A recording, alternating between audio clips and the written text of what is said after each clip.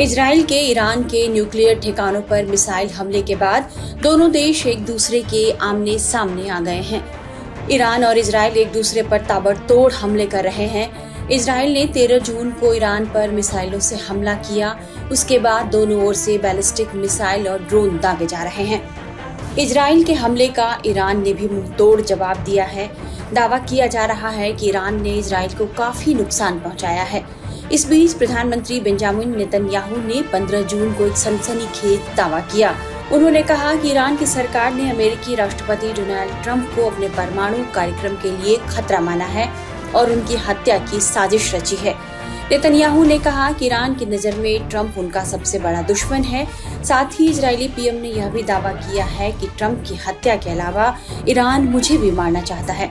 Netanyahu का यह बयान ऐसे वक्त में आया है जब इजराइल और ईरान के बीच तनाव चरम पर है। मीडिया रिपोर्ट्स के मुताबिक एक न्यूज चैनल से बात करते हुए नेतन्याहू ने ट्रंप की हत्या की साजिश रचने का बड़ा दावा किया है। उन्होंने अपने बयान में कहा है, वो ट्रंप को मारना चाहते हैं। वो उनके लिए सबसे बड़े दुश्मन हैं। ट्रंप एक मजबूत और निर्णायक लीडर हैं। उन्होंने कभी कमजोरी के साथ ईरान से समझौता करने की राह नहीं चुनी, जिससे ईरान को यूरेनियम संवर्धन का रास्ता मिले और परमाणु बम बनाने की राह आसान हो। ट्रंप ने उस नकली समझौते को फाड़ दिया और कासिम सुलेमानी को मरवा दिया।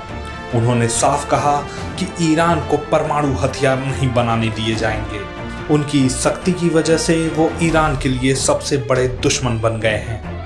नेतन्याहू ने यह भी खुलासा किया है कि उनके घर पर एक मिसाइल दागी गई थी, जिसमें वो खुद भी ईरान के टारगेट पर थे। उन्होंने खुद को ट्रंप का जूनियर पार्टनर बताया, जो ईरान की परमाणु ताकत को रोकने के लिए एकजुट है। इजरायली प्रधानमंत्री ने कहा कि मेरे देश पर परमाणु हमले का सीधा खतरा था। ईरान के पास जल्द ही परमाणु बम और 1000 से ज्यादा बैलिस्टिक मिसाइलों की क्षमता हो सकती थी।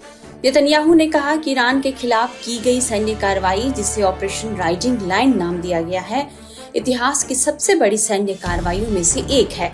उन्होंने कहा कि हम सिर्फ अपनी सुरक्षा नहीं कर रहे, बल्कि दुनिया को भी एक परमाणु खतरे से बचा रहे हैं। साथ ही उन्होंने यह भी कहा कि इजराइल ईरान के परमाणु और मिसाइल खतरे को पूरी तरह खत्म करने के लिए हर संभव कदम उठाएगा। नेतन्याहू ने यह भी कहा कि ईरान से बातचीत का कोई फायदा नहीं हुआ और अब सिर्फ कड़ा जवाब ही विकल्प है। इजराइल और ईरान के बीच 16 जून को लड़ाई चौथे दिन यानी सोमवार में भी एंट्री कर गई।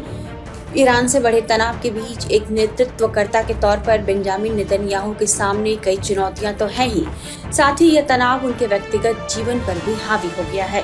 दरअसल मीडिया रिपोर्ट्स में यह बताया गया है कि नेतन्याहू के बेटे की शादी ईरान के मिसाइल हमलों को देखते हुए टाल दी गई है।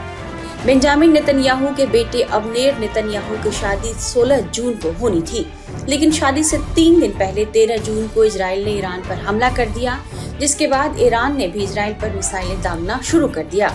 ईरान के हमले के बाद इजराइल के कई प्रमुख शहरों में लोग बंकरों में हैं और इमरजेंसी जैसे हालात बन गए हैं। इसे देखते हुए शादी को टाल दिया गया है। वहीं इजरायली मीडिया में यह भी बताया जा रहा है कि ईरान के साथ लड़ाई शुरू होने से पहले ही कुछ लोग नेतन्याहू के बेटे की शादी का विरोध कर रहे थे। इन लोगों का यह कहना था कि चूंकि अभी इजरायली बंधक गाजा में ही हैं, ऐसे में नेतन्याहू परिवार को जश्न नहीं मनाना चाहिए। हालांकि फिर भी नेतन्याहू परिवार शादी की तैयारी कर रहा था, लेकिन इस बीच ईरान के साथ लड़ाई शुरू हुई तो नेतन्याहू ने शादी टालने का फैसला किया।